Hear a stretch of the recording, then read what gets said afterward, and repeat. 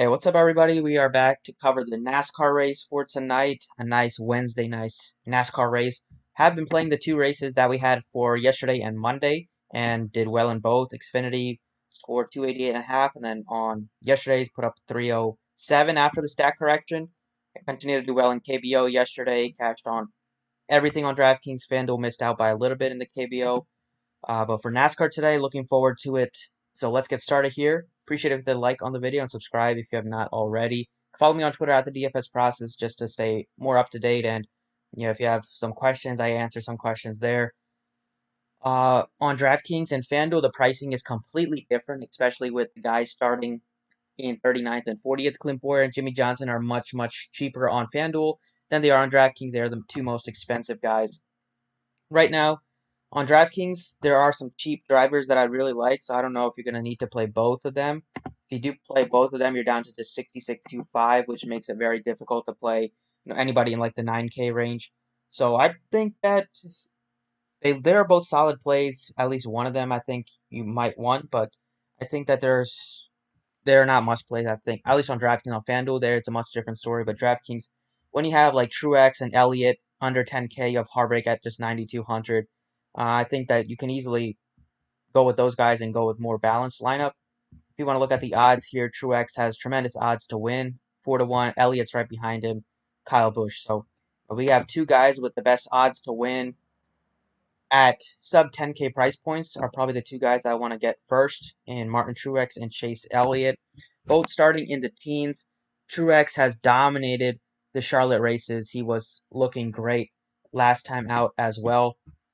In the Coca-Cola 600, he got pushed back a little bit with the restart, which happened at the end of the last two laps, but he was looking very fast. He also led a bunch of laps.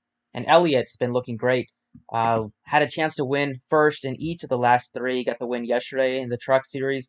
Had a chance to win the Coca-Cola 600, obviously. And then the race before that got canceled or got shortened due to rain. He was in a line to win or at least finish second. So Elliott's looking very, very fast. At 19th, I think both of these guys can finish in the top like 10 at least.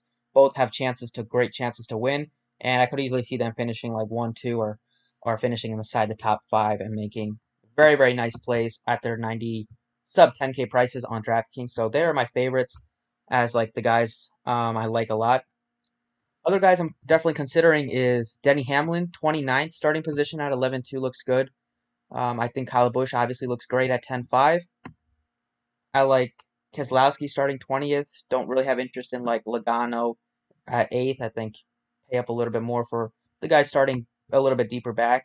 If you're looking for some dominator upside, could look at like William Byron. 8,500 looks fine. We have some more cheap options if you are looking for some value. We have Ty Dillon, who is just 6,300 starting 25th. I think that looks like a very nice play. You have Ryan Newman starting 27th at 7,500. I also think that looks very good. And then you have Ryan Blaney starting 18th at 7,900, also looking really, really nice. So those are the guys I like. I don't know if I will be going very, very much cheaper than that on DraftKings. I think if you need to, maybe you could look at like Pool or Joel starting at 23, but definitely not going to be playing anybody really down here. I think that, like I mentioned, Blaney looks very good. Newman looks great, 27 starting.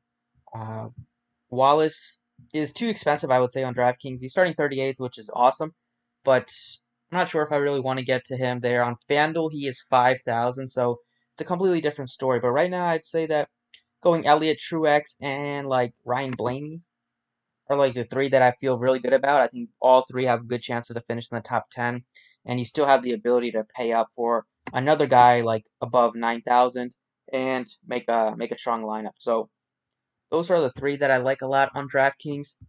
And then over on FanDuel, it is completely different pricing wise. You have Truex and Elliott as the most expensive. Truex, Busch, and Elliott as the three most expensive.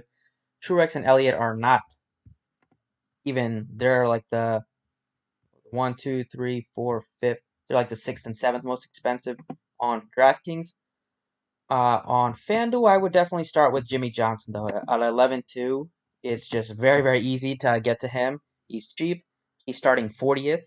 Just makes a ton of sense. He's gonna be popular, but it's tough to fade a guy at that price point starting 40th with the skill set that Jimmy Johnson has. And then Clint Boyer, he was the second most expensive guy on DraftKings. On FanDuel, he is just 9,000. So those are the two that I like a lot to start your FanDuel lineup with. And then Wallace is 5,000 here, which makes a lot of sense. If you need some savings on FanDuel, Bubba Wallace is the favorite at 5,000 for sure. A little bit more expensive. You could take a look at like see what the price tag on Ty Dillon is. He is also 5,000. So Dillon and Bubba Wallace are the two cheap guys that I would consider. But then spending up, I like Chase Elliott. So Elliott, Boyer, Jimmy Johnson leaves you with 8,400 left. So you still pay up for another guy and go with a cheap option. But those three look great on FanDuel. And then those are the three that I like a lot on DraftKings for tonight. So thanks for watching. I appreciate it. And hit the like if you enjoyed. And good luck tonight.